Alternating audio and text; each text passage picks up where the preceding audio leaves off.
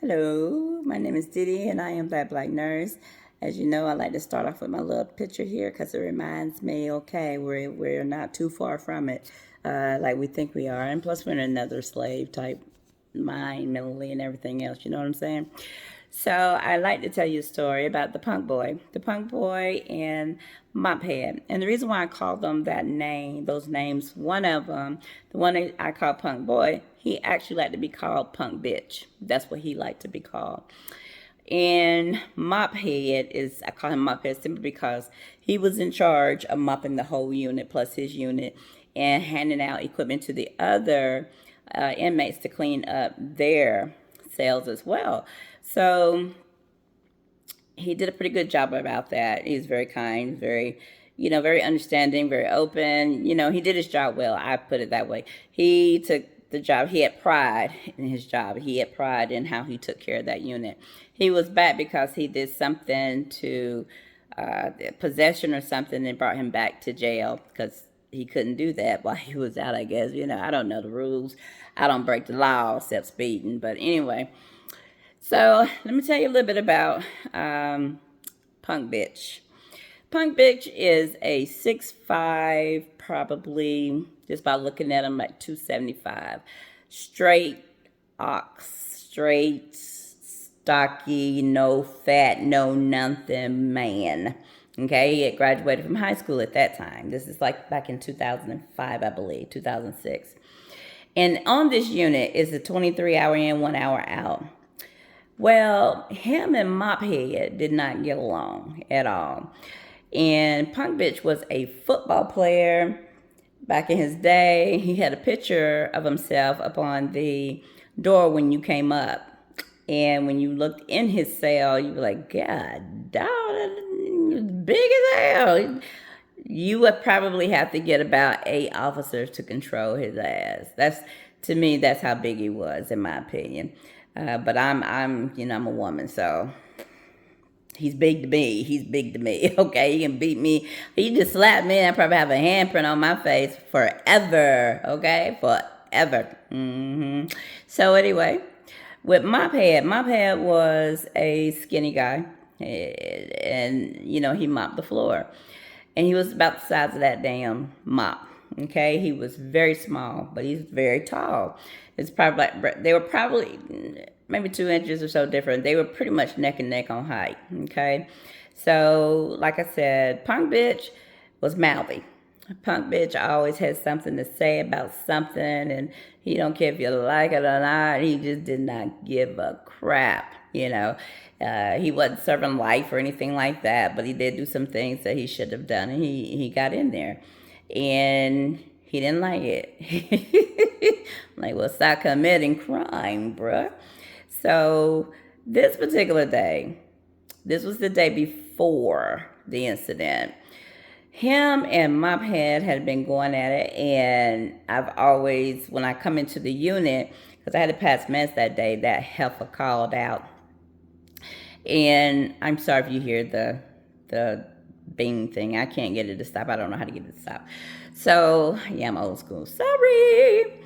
And I came into there to the pod. There's a yellow line right there. Now you probably have like 23 or 24 people in that pod. They were single cells. So I think it was like 22. So you got one officer on that pod as well. And then, of course, you had the people in the booth. Yeah, I always had 2 or 3 people in the booth. So, and I'm like, one of them should be out of there. But anyway, I don't run it. I just do my job as a nurse. And the guy was sitting over there in his desk behind the yellow line, can easily fall asleep because of the fact there's nothing for him to do except pass out trays during the day. Other than that, maybe run back and forth, do your checks every 15 minutes and things like that. So I was in there that day, and they were yelling, cursing each other out, and the officer said that's just them. That's what they do. They do not like each other. And my pet that day had told him, you can kiss my ass. I'm not bringing you anything. I'm not bringing you anything to clean your room and all this. And Punk Bitch said, you're going to bring something. One way or another, you're going to bring something. And Mophead said, "Well, what the fuck are you talking about? I don't go that way." He said, "Nah, but it's either you gonna bring me my stuff. I'm gonna take it out on your ass." That's what he said. And I was like, "Okay, I'm here to pass meds." I don't know what this is about, but I'm here to pass meds. So yeah, I need somebody to help me. And I was just like, okay, just go back to your room. That's what he's telling my pet to go back to his room. Well, they kept going back and forth. Just kept going back and forth, calling each other names. And, punk bitch had a mouth on him. Mouth on him. Mouth on him. Nasty mouth at that. He's gonna turn him over. He's gonna trim him out and rim him out. He's going to do some serious things to the young man. But the young man was not scared. He was not scared. And like I said, punk boy, punk bitch, whatever, is huge physically. So I went ahead and passed my medications. They tried to get me involved. I'm my nurse, sure, what would you do if that was you? He didn't bring you anything and help clean your room. You know you got to clean your room. I clean my room at home. That's what punk bitch was going on about. I said, well, I just think you should ask the officer. Ask the officer. He's able to do it as well. And he said, I didn't even think about that, but I'm going to fuck him up. That's exactly what he said. And I said, all right, well, I ain't got nothing to do with that. You here, take your medicine. Everybody need to take their medicine. When I come around to your room, I'm not talking about anything else. You just take your damn medicine. That's what I want you to do, and leave me the hell alone. And they all started laughing because I always make a joke. That's just me. I want to stay on the good side of things. I don't want to be familiar because they love that word familiar in jail. You don't want to be familiar. Don't tell them anything about what you're doing. Don't do that. No, nobody should know your family. Nobody should know this. Nobody should know you got a car. They see you when you drive up in your car. They got windows. What the hell are you talking about? You need to drive and put yourself in different areas out there. I'm not walking 20 miles to the damn door just because you don't want somebody to look at my car. What? Once they seen it, it's seen. It's already spread out 50 million miles. They talk just like women. They talk. The shoes, you got this, you got that. No, sure, I like your shoes. I see you ain't got the same shoes on. Don't worry about my damn shoes. That's always my response. Stuff like that. Don't worry about my shoes. Oh, I see you got yourself a new hair. Don't worry about my hair. What you worry about my hair for? Don't worry about my hair. I mean, you literally have to be that straightforward and not mean, but bam, leave me the fuck alone. Okay? So that's how I am. Back to the story because I know I digressed. Okay? So back to this story. Second day I came in. Okay? Come back because that girl called out again. She was so-called sick. She might have been, I don't know. I came in and I had to go pass meds to that same pod. And I had to be there a little longer because I also had to do my sick calls on that unit. So it took me a second. But as I was getting ready, because Mophead came back out and do his regular thing in the morning, mop the floor, handing out stuff, and he said, all right, I got you. That's what punk bitch was saying. I got you.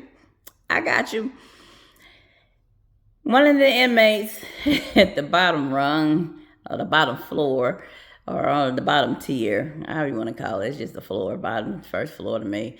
And he said, no, Cheryl. I was like, what? I think you need to be getting on up out of here. That's what he said. I said, do what? He said, I think you need to be getting yourself up out of here. I said, okay. And I looked at the officer, and he looked at me. I said, what does that mean? He said, let's go. I was like, everybody's locked down except the Mophead boy. Everybody else is locked down, though. So I didn't get it. Like, this is my first time working in jail. I didn't get it. So officer said, let's go. I'm going. And hey, I'm getting ready to go. Packed up all my stuff, put it on the cart. Meds were already passed. I'm good. Let's go. Let's roll with it. So I left. And when you go out of a pod, you go out backwards. So you'll know what's coming towards you, if anything. And so that's what I did. And the officer came right behind me, right on out that door. Okay? All of a sudden, punk bitch door open while Mophead was still out on the floor. Now, Mophead still had his mop in his hand. Okay? Soon as he heard that door open or a door open, because he was on the first floor and he was up under passing out stuff. When I said, okay, so in this particular one, you have, if I could show you by fingers, you go down the steps, then there's a turning thing to go down these steps backwards. Now, these steps at the railing, he came down and he jumped over that railing to the floor versus going down the steps to get all the way down.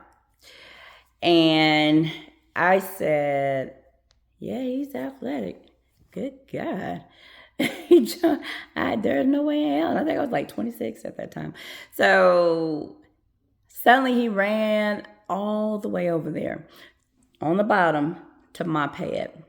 When I say them two started fighting, this is a fight for not even in the dang ring fight. This is straight street knuckle, bam, bam, pop, pop. That's all you heard, pop, pop, pop. And I'm standing at the door. In my mind, I'm a nurse, so I'm thinking nurse. I see blood. Oh, no, no, no, not blood. We can't have blood. Officer C, nurse Cheryl, calm down.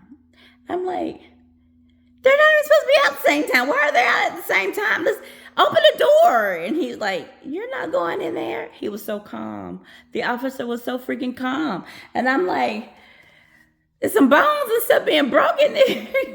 Because you could hear it. It was just pop, pop. Now, Mophead held his own. I got to give it to Mophead. But punk bitch, I think people tend to forget. Okay. They may be gay. And what really ticked him off was the fact that Mophead kept calling him a faggot. He said, that's not my name. I am a punk bitch. And so with him, that's what really irritated him that much. Punk bitch that much to where he got mad. And he did it the day before as well. But, you know, during that time, it was a regular. Like, people would say those terms, those slurs to each other. And some people dealt with it. Like, yeah, that's me. And then others don't. And punk bitch was one of the ones that did not deal with that. No. So, yeah, buddy. They were going at it like there's nobody tomorrow. I think Tyson was in the ring. You know, Evander Holyfield was the other one. And both can hold their own weight. But, yeah, well, you know. Punk bitch was bigger. And that doesn't necessarily mean that they'll always win. But this particular one, he hit him. He got him a good old cut up in there. His head went back and hit the wall. Heard a crack. Yeah, wasn't good. And they still wouldn't let me in because I'm like, I can stop the fight and, you know, get some things taken care of. And the officer was looking at me like, you ain't stopping no fight. You're not doing anything. You just stand there and be quiet. I'm like, I can't be quiet. There's blood. I need to get in there. Literally, I was screaming at him to open up the door. And that's when I learned safety first. Safety first before medical. And that's why a lot of officers and nurses get into it, because we're looking at he's a patient. They're looking at, no, he's inmates. They can hurt you. And that got in my mind. It did get in my mind. But it wasn't that day.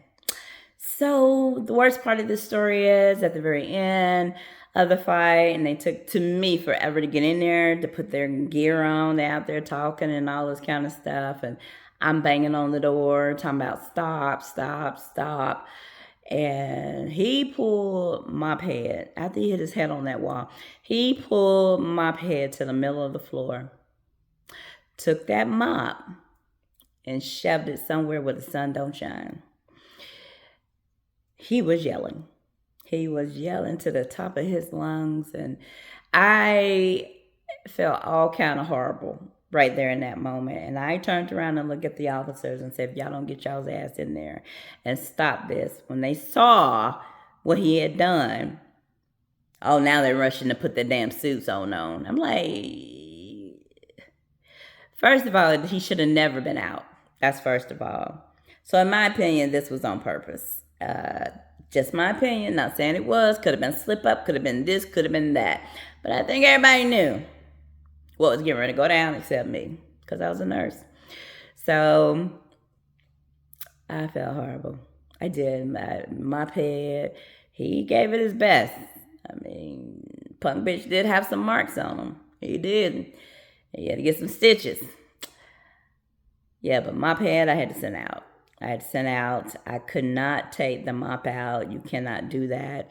Anytime somebody has been impaled with anything, it could be an eye. It doesn't matter. If it's in your body, don't move it out. Let the doctor decide how to do that. And he stayed gone for like a month. He came back. He didn't have any issues like with a bag or anything like that on him, but we had to give him pain medicine around the clock for a long time. And he was in the infirmary at that time too. And he became a whole nother person. I could say that. He wasn't that jolly, take pride person that he was when I first met him.